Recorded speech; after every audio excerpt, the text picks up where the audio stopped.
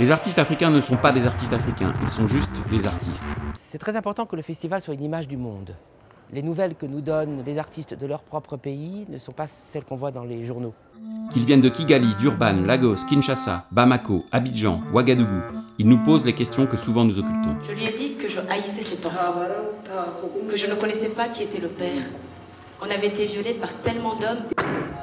Il m'est apparu évident de parler du corps de la femme et comment raconter le corps, notamment en temps de conflit. Ce qu'il devient, ce qu'on fait au corps de la femme. Quand un homme ou des hommes envahissent un territoire, ils envahissent de manière très violente le corps féminin. Comment ne pas laisser la jeunesse sans repère? Comment tenir debout dans un monde qui s'écroule? Comment résister à la tyrannie, à la corruption, à la violence sous toutes ses formes? Comment protéger sa culture face à l'ordre mondial?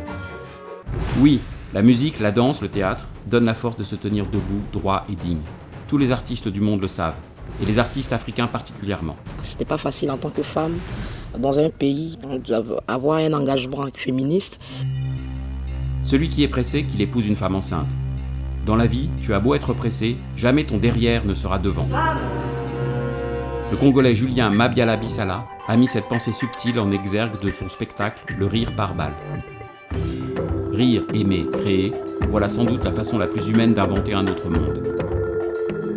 On entend la rage, mais il y a tellement d'humain, et l'amour aussi. Tellement beau, tellement beau. Ce que vous avez fait, c'est super. Bon, bah moi je suis en retard. Oui, moi je vais y aller aussi. C'est parti, à ce soir. À ce soir.